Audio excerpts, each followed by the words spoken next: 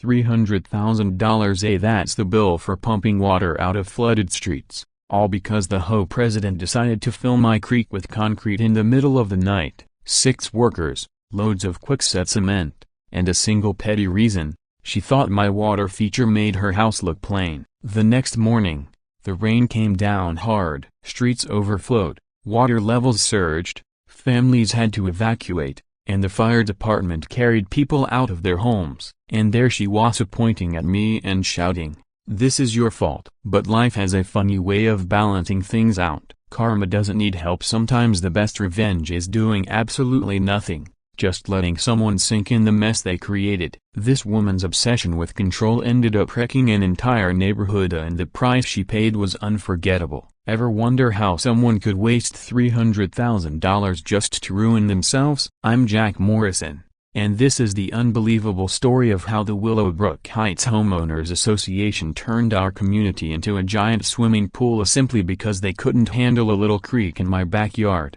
When I first moved to Willowbrook Heights, I knew exactly what I wanted to do with the low, swampy patch of land behind my house. As a retired hydraulic engineer with 3 decades of experience designing flood control systems, I saw potential where others saw a problem. The realtor even tried to brush it off, calling it a drainage issue and warning about seasonal flooding. I just smiled, signed the papers, and kept my vision to myself. What no one realized at the time was that this patch of mud would become the spark for one of the most expensive meltdowns in HOA history. I spent the first few months studying the natural slope of the land, running soil tests, and charting water flow patterns. Neighbors thought I was losing my mind, watching me take measurements at sunrise with notebooks and equipment. I didn't care. I was guided by a lesson my late wife, Emily, had taught me: water keeps us alive, but silence teaches us how to listen. Every morning I sat by that muddy hollow,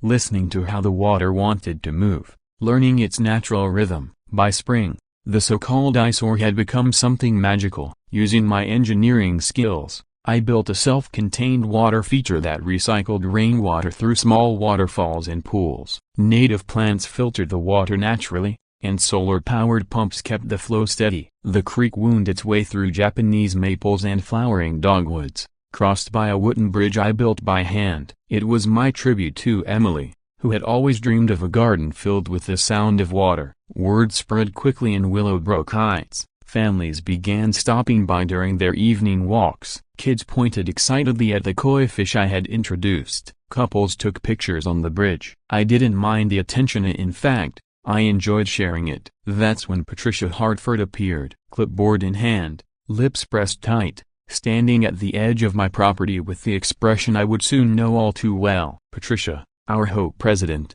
was the kind of person who measured grass with a ruler and believed the American dream came with a strict checklist of approved appearances. For 8 years, she had run Willowbrook Heights like her own tiny kingdom, issuing rules, fines, and gentle reminders through passive-aggressive newsletters.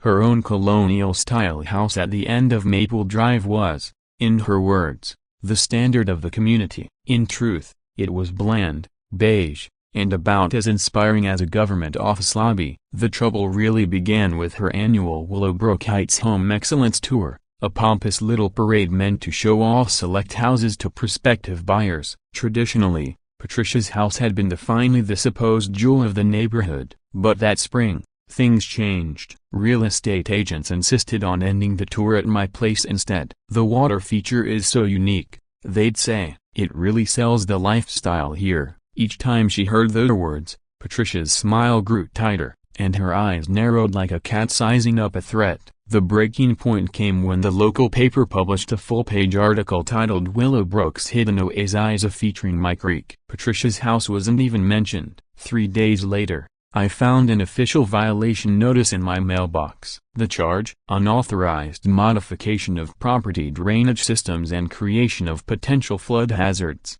The letter, signed by Patricia herself, ordered me to shut down the water feature immediately and attend a mandatory board meeting. I stood in my driveway, reading that notice, and laughed out loud. They wanted me to stop water from flowing? They might as well ask me to stop the wind. That night, I drafted my response, a full report with engineering diagrams, soil data, and rainfall history. My calculations proved that my design didn't just avoid flooding, it actually reduced the risk by creating controlled water retention. 20 pages of science-backed evidence, sent by certified mail. Patricia wanted a fight, but I'd been dealing with government permits longer than she'd been alive. The next morning, our community's social media group exploded. Patricia had posted a long rant about safety concerns and property values, warning that my creek could destroy the neighborhood. But something unexpected happened next. A broken bar. What struck me most in the comments wasn't Patricia's post, it was the responses. Neighbors began pushing back, sharing photos of their kids feeding the koi and writing about how peaceful the creek made the community feel. Soon, the neighborhood had split into two sides, Team Patricia and Team Jack. An emergency home meeting was called for the following Tuesday at the community center. Patricia plastered notices everywhere, highlighting the phrase flood hazard discussion in big, red letters. I arrived a little early only to find the parking lot overflowing and neighbors filing in with the anxious energy you normally see at town halls over zoning disputes. What really caught my eye, though, was the fact that Patricia had hired security. Two bulky men in black polos stood at the entrance with a list, checking names as if this were some exclusive club. Since when did home meetings need bouncers? Inside, the center had been transformed into a mock courtroom. Patricia and her 4 board members sat elevated on a makeshift stage, complete with a projector and large screen, a dramatic overkill for a discussion about a backyard creek. I took a seat in the third row, nodding to supporters who offered encouraging smiles. My friend Bob Mason, another retired engineer, slipped into the seat next to me. "This is absurd, Jack," he muttered. "I've gone over your plans. That system is more sound than half the municipal projects I worked on." Patricia banged a gavel yes. She actually had Onia and called the meeting to order. "We're here tonight to discuss a very real threat to our community's safety and property values," she announced in a tone dripping with forced authority. "As your president, it is my duty to protect Willowbrook Heights from unnecessary risks." She clicked her remote, and the projector lit up with a photo of my creek, shot at just the right angle to make it look larger, darker, and more dangerous than reality. "This is what Mr. Morrison has built without proper HOA authorization," Patricia declared. "Our expert analysis shows this water feature poses a significant flood hazard to nearby homes." Her expert shuffled nervously onto the stage. Derek, her brother-in-law who, as I later learned, was unemployed. His presentation was painful to watch. He stumbled through jargon he clearly didn't understand, flashing crude computer graphics that looked like they had been thrown together in Microsoft Paint. The audience grew restless as he misused basic engineering terms. When he actually claimed my garden creek could generate tsunami-like conditions during heavy rain, Bob nearly choked holding back laughter. Even Patricia's most loyal allies were exchanging skeptical glances. Derek wrapped up with a dramatic warning. "Based on my analysis, this water feature could cause catastrophic flooding to as many as 30 homes." When Patricia opened the floor for questions, she had a clear tactic, only calling on her hand-picked supporters. "What about our children's safety?" asked her best friend, Margaret Thompson. "Won't this drive up our insurance premiums?"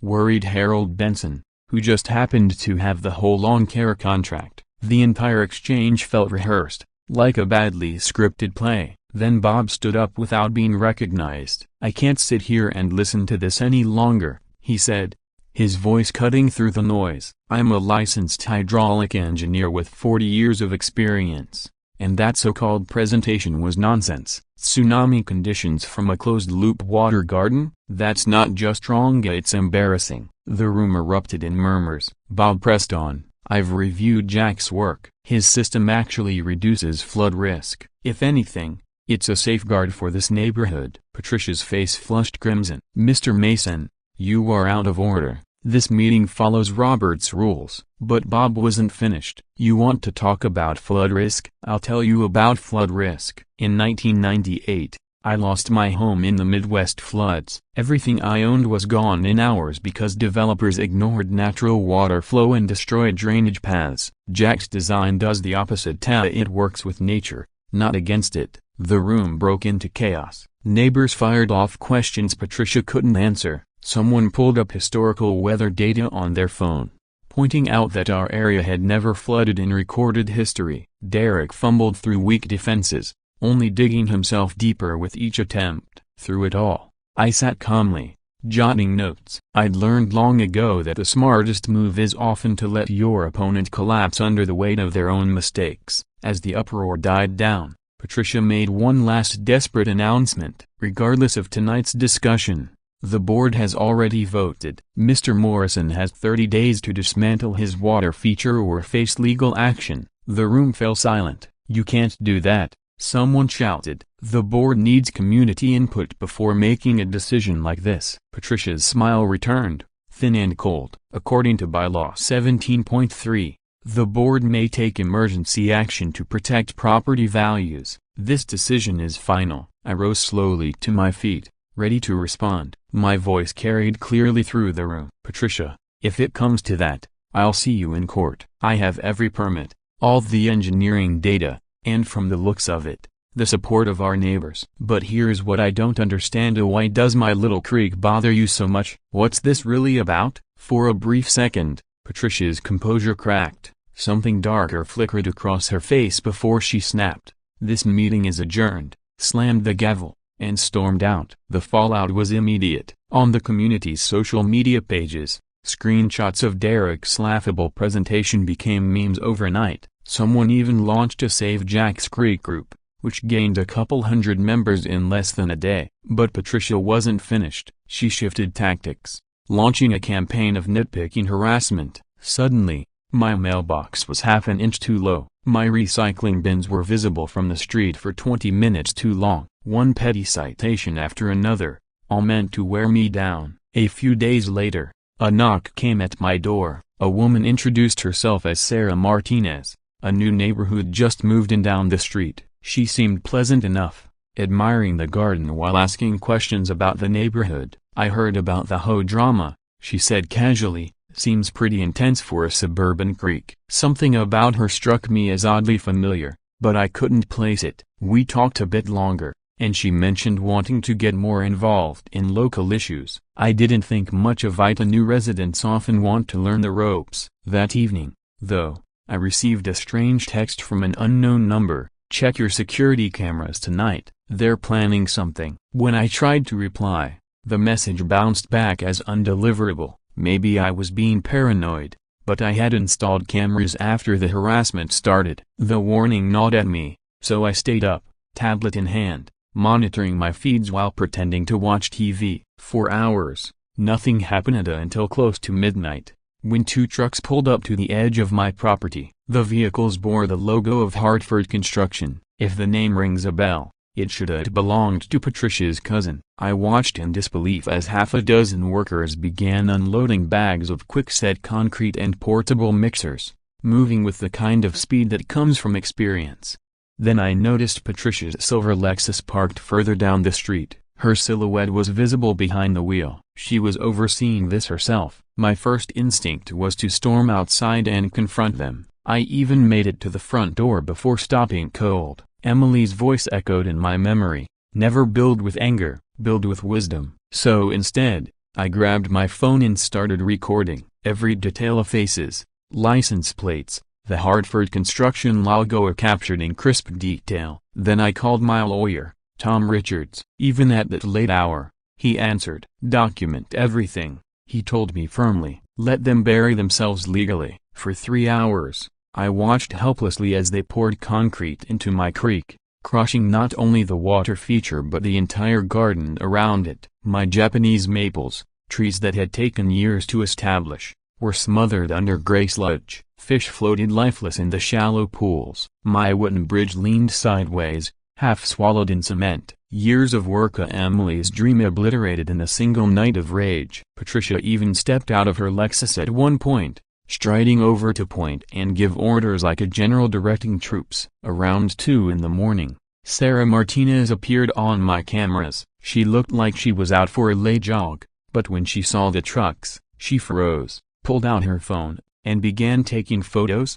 Then she made a call. The workers noticed her and grew uneasy, but she just waved and jogged on. Odd timing for a run, I thought, but I was grateful for the extra witness. By 3:30 a.m., The trucks finally left. I walked outside to see the destruction firsthand. What had once been a living, flowing creek was now an ugly strip of hardened concrete cutting through the land. My stomach turned as I took in the sight. That's when Sarah appeared again, this time approaching me directly. "I'm so sorry this happened," she said, but her tone had changed, focused, sharp, almost professional. "Don't worry, I've got it all on video, high definition, perfect angles." I stared at her. "You're not really a new neighbor, are you?" She gave the faintest smile. "Investigative journalist. I've been tracking Patricia's HOA activities for months. This isn't her first stunt, Jack, but it just might be her last." The following morning, I called the police to report vandalism and property destruction. The officers who arrived whistled low as they surveyed the damage. "This is going to cost a fortune to repair," Officer Davidson said while snapping photos. "Any idea who did this?" Without a word, I handed him a USB drive loaded with my footage. "I've got a pretty solid idea," I said, "and about 3 hours of high-definition proof to back it up." That's when Patricia herself strolled up, putting on a performance worthy of an award. "Oh my goodness, Jack," she exclaimed in mock concern, "what happened to your beautiful garden?" But the officers weren't buying it. They weren't buying it. The sky had been threatening rain all morning, and as Patricia stood there feigning shock, the first drops began to fall. Within minutes, it turned into a downpour, the kind of sudden Texas storm that dumps inches of rain in just hours. Water began pooling immediately, finding nowhere to go. With the natural drainage system destroyed, the concrete had created a dam effect, and water started backing up into the street. Patricia's fake concern turned real as she realized what was happening. "This is just rain," she said nervously. "It'll drain away." But it didn't drain away. The water rose steadily, creeping up driveways and lapping at garage doors. My phone started buzzing with texts from neighbors. "Our street is flooding. Water's coming in under the door." What's happening? The cruel irony wasn't lost on me. Patricia had created the exact flood scenario she'd warned about, except instead of my creek causing it, her concrete solution had turned our entire street into a catch basin. Within 2 hours, Willowbrook Heights looked like Venice during Aqua Alta. Water stood 18 inches deep on Maple Drive, with Patricia's HOA sitting at the lowest point of the neighborhood, taking the worst hit. Her perfectly manicured lawn was now a muddy lake, her prized rose garden completely submerged. From my slightly elevated position, I watched as she frantically called someone on her phone, gesticulating wildly at the rising water. The rain continued for 6 hours straight. By evening, the local news had arrived, broadcasting live from our surprise flash flood. Nobody could understand why our particular neighborhood was so badly affected when surrounding areas were fine well. Nobody except those of us who knew about the midnight concrete pour.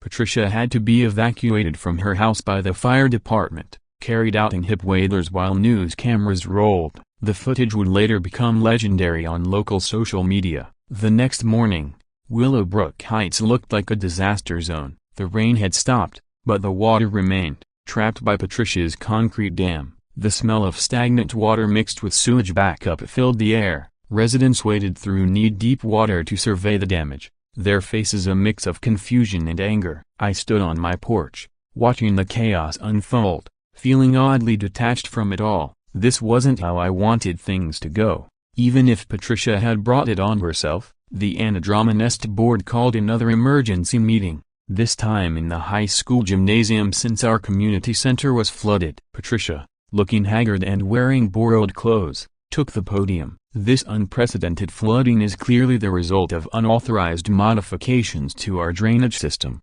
she began, pointing directly at me. "Mr. Morrison's Creek project has endangered our entire community." The audacity was breathtaking. She was literally standing there in flood-damaged clothes blaming me for the flood she had caused. Before I could respond, Bob Mason stood up. "Patricia, with all due respect, that's complete nonsense. Jack's Creek was designed to handle excess water. The flooding started after someone filled it with concrete." Murmurs rippled through the crowd. Patricia's face flushed. "That's a serious accusation, Mr. Mason. Do you have proof?" Bob smiled grimly. "Actually, several residents have security footage of Hartford construction trucks in the neighborhood that night." Funny coincidence. The room erupted. People started shouting questions.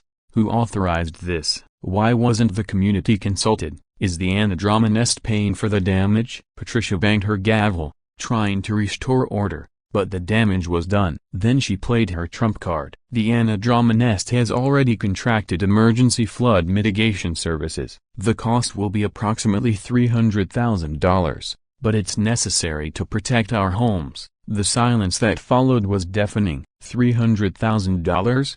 Someone finally asked. Where's that money coming from? Patricia straightened her shoulders. It will be covered by an emergency assessment. Each household will be charged approximately $1,200. The explosion of outrage that followed was unlike anything I'd ever witnessed at an Andromeda meeting. People were on their feet shouting about lawyers, recalls, and criminal charges. Through it all, Patricia maintained that this was the only solution to the crisis created by unauthorized modifications. That's when Sarah Martinez stood up. I have a question about the emergency contract, she said calmly. Is it true that the flood mitigation company is owned by Patricia's brother-in-law, the same person who presented the fraudulent flood risk assessment?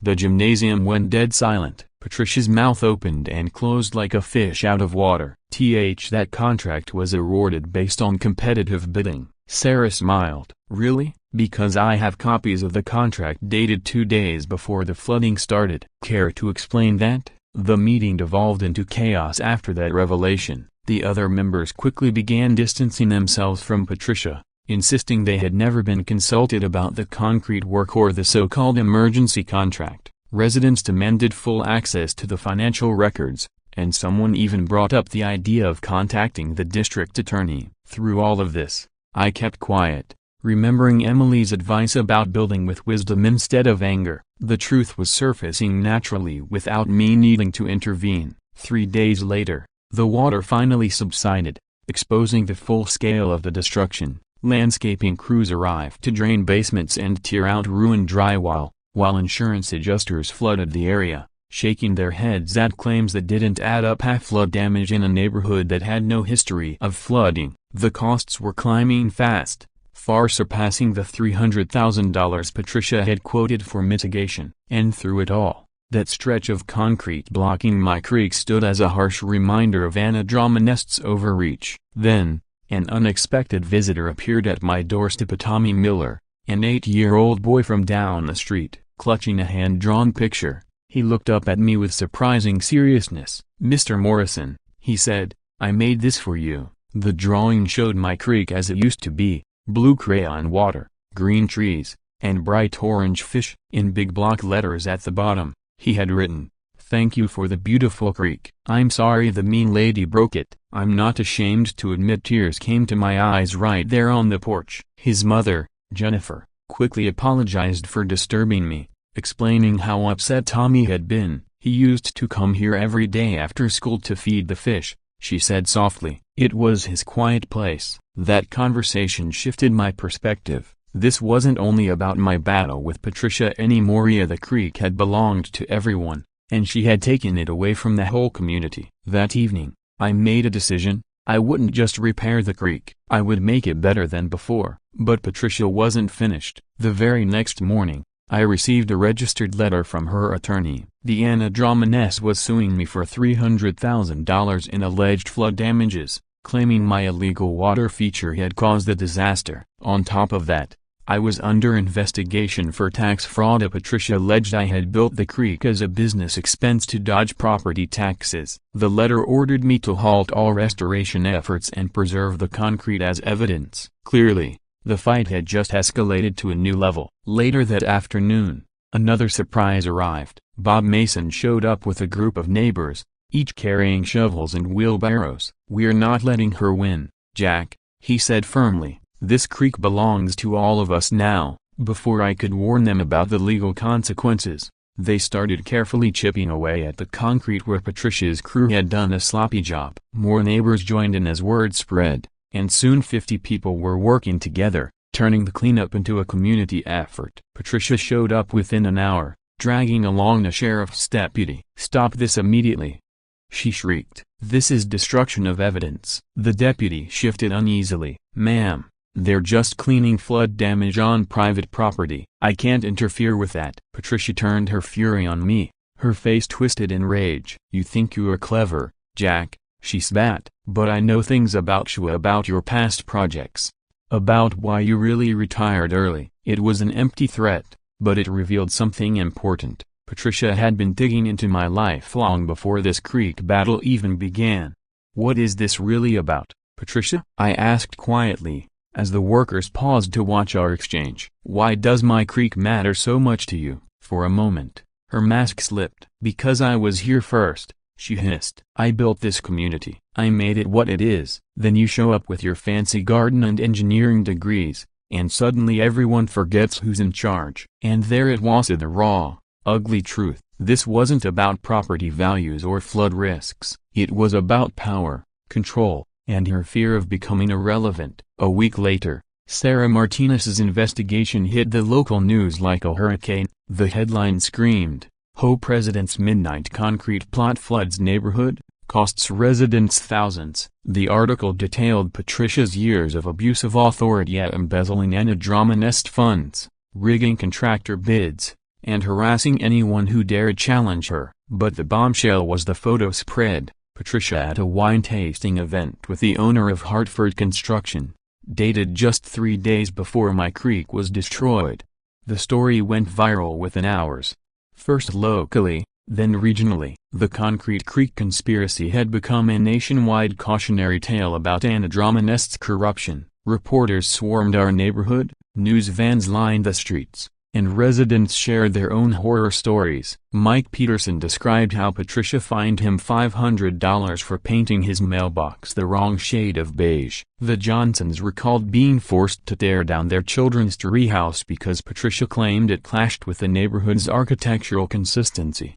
Patricia's response was as tone-deaf as ever. She staged a press conference on her front lawn, flanked by her lawyer. "This is nothing but a coordinated smear campaign," she declared. Patricia went on the offensive, standing before the press and insisting, "Mr. Morrison has been running a smear campaign against me simply because he refuses to follow community rules. The flooding was an act of God, and it was my quick response that kept it from being worse." Even her own lawyer shifted uncomfortably as she spoke. When a journalist pressed her about Hartford Construction's ties, Patricia snapped, "No comment," before storming back inside her house. That evening, the neighborhood's online forum lit up. An anonymous survey about Patricia's leadership began circulating, and the results were devastating. More than 80% of residents reported negative experiences with her, while 60% admitted they had been threatened with fines or lawsuits. The most alarming responses exposed major financial irregularities of vanished funds,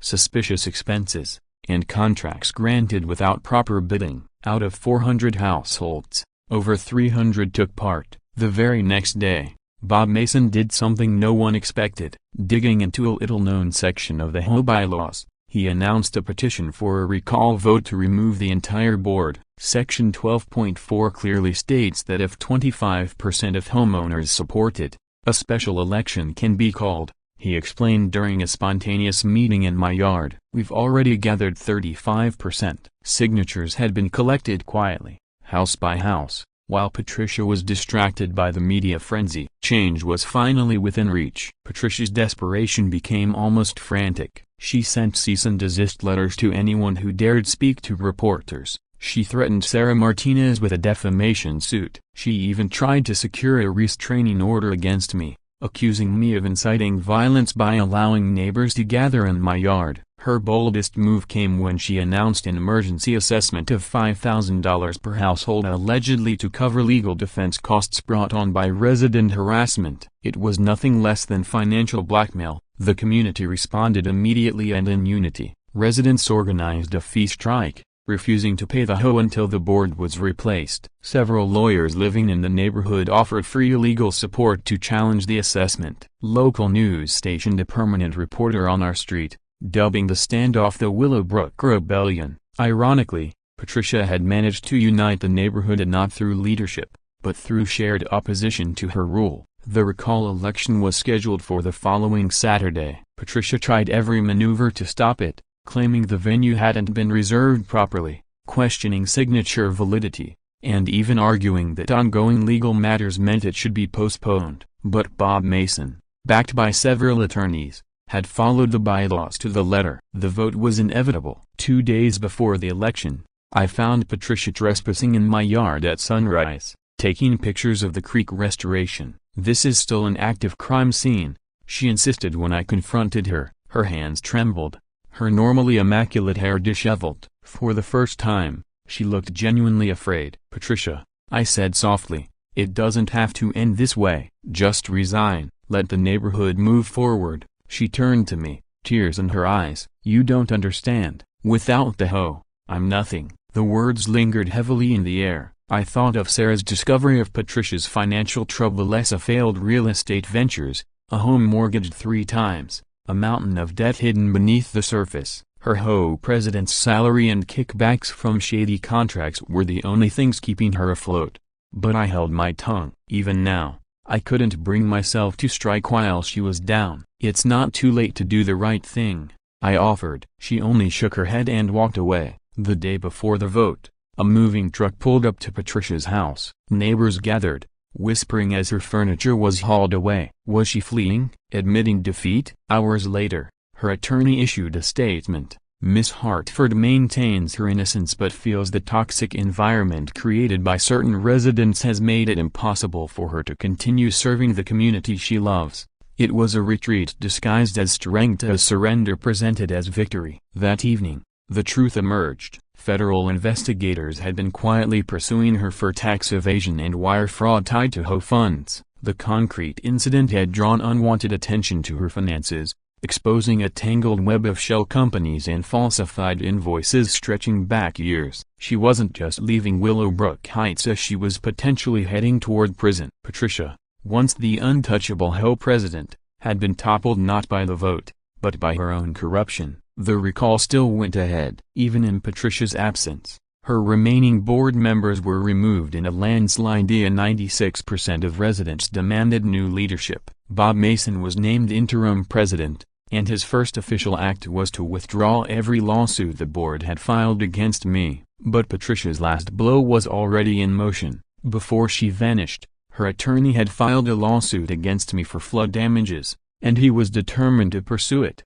My lawyer, Tom Richards, was almost energized. "She's handed us a gift," he told me. "We'll counter with destruction of property, defamation, and intentional infliction of emotional distress. This isn't just a trial, it's a chance to set a legal precedent against HOA abuse." I wasn't eager to prolong the fight, but Tom argued this could help others trapped in similar situations. Even my insurance company wanted reimbursement for the damage Patricia had caused. A trial was scheduled for 3 months later. During discovery, Patricia's attorney used every delay tactic possible, but Sarah Martinez's investigative work was thorough and airtight. I documented everything with the precision of a seasoned journalist. Email trails showed Patricia's months-long campaign against me. Financial records revealed her kickback scheme. Even her browser history showed searches for how to legally destroy neighbors' property and Anadromast president liability protection.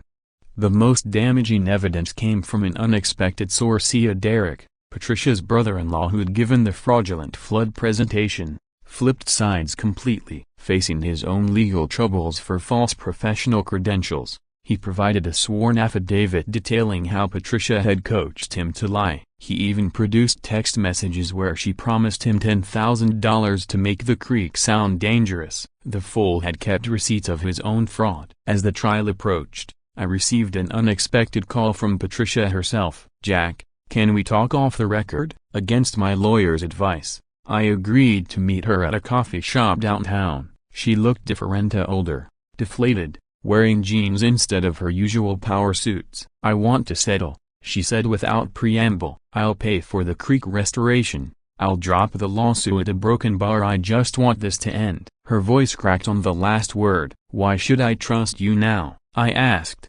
genuinely curious. She stared into her coffee for a long moment. "Because I've lost everything already. My house is in foreclosure. My husband left me. The federal charge is a broken bar. I'm probably going to prison. Jack, I just don't want to be remembered only for Thiza for being the crazy androgynous lady who flooded her own neighborhood. It was the first honest conversation we'd ever had. I thought about Tommy Miller's drawing, about the neighbors who'd helped dig out concrete, about Bob Mason's quiet dignity in the face of Patricia's bullying. It's not just about me anymore, I told her. The community needs to see justice done. They need closure. Patricia nodded slowly. Then let me give them that. I'll admit everything in court on record. I'll testify about the kickbacks, the harassment, all of it. Just a broken bar. Let me do one right thing before I go away. Tom nearly had a heart attack when I told him about the meeting. She's playing you, Jack. This is another manipulation. But something in Patricia's defeated eyes had seemed genuine. After much debate, we agreed to a partial settlement. Patricia would admit guilt, pay restoration costs, and testify about androgynous corruption. In exchange, we'd drop the emotional distress claims and recommend leniency in her federal sentence. It wasn't perfect justice, but it was something. The trial became less about water damage and more about systemic androgynous abuse. Patricia, true to her word, took the stand and laid bare 8 years of corruption. She detailed how she'd skimmed funds, intimidated residents, and wielded androgynous rules like weapons. When asked why she targeted my creek specifically, she paused before answering. Because it made people happy, because they stopped paying attention to me, because I was terrified of becoming irrelevant. The courtroom was silent after that admission. Judge Williams, a woman known for her no-nonsense approach and dry humor, seemed alternately fascinated and appalled by the testimony. During a particularly technical discussion about water flow rates, she interrupted, "Let me get this straight. Miss Hartford spent $50,000 of androgynous funds to destroy a garden feature that was actually preventing flooding. A broken bar, then spent $300,000 to pump out the flood she caused at a broken bar, all because she was jealous. Do I have that right?" The summary was so absurd that nervous laughter rippled through the courtroom. The verdict was never really in doubt after Patricia's testimony. Judge Williams ruled in my favor on all counts, awarding damages that would fully restore the creek plus additional funds for the Japanese maples Patricia had killed. More importantly, she issued a scathing commentary on androgynous overreach that made legal blogs across the country. "Homeowners associations serve valid purposes," she wrote, "but when they become weapons of personal vendettas, the law must intervene." The real victory came during sentencing in Patricia's federal case. Dozens of Willowbrook residents submitted letters to the court not asking for maximum punishment, but describing how the community had healed since her departure. Bob Mason wrote about implementing transparent financial practices. Neighbors described the Creek Restoration Festival where the whole community had worked together. Even Tommy Miller sent a crayon drawing of the new creek with fish and flowers. The judge,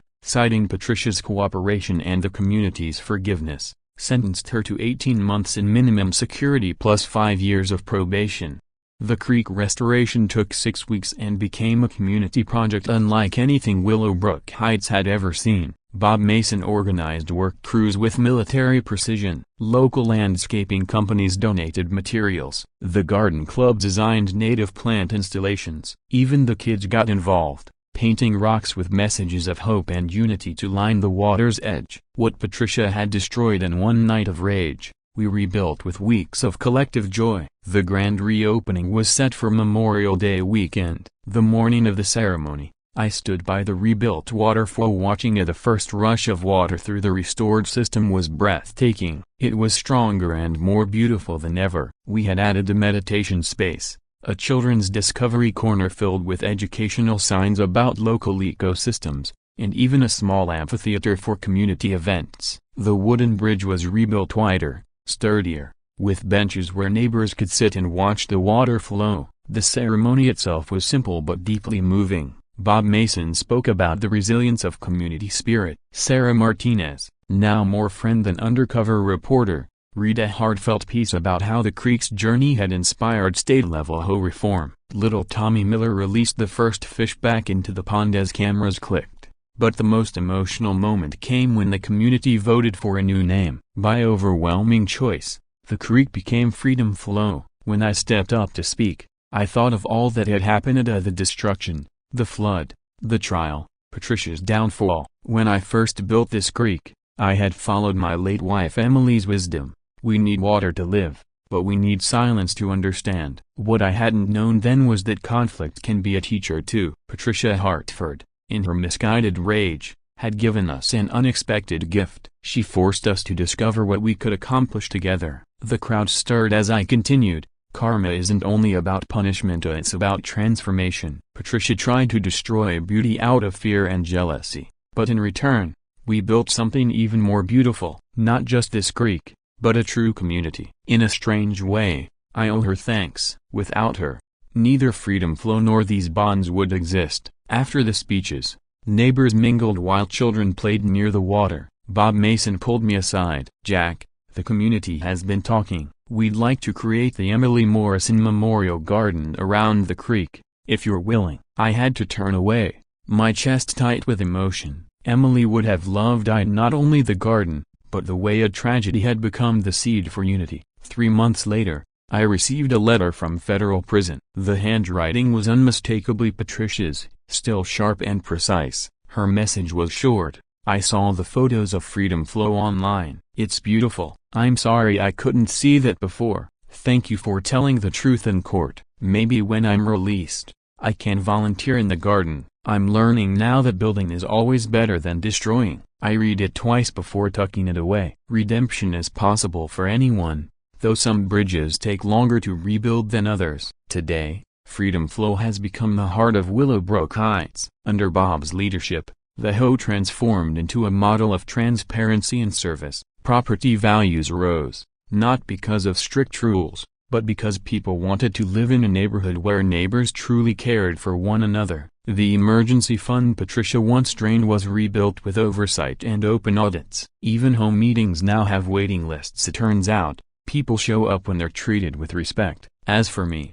I still sit by the creek each morning, listening to the water and remembering Emily's wisdom. Sometimes Bob joins me, sharing updates about new projects. Sometimes young Tommy comes by and now proudly called the fish guardian of Freedom Flow. But most mornings, it's just me, grateful for the unexpected journey that began with the simple dream of creating beauty in my backyard.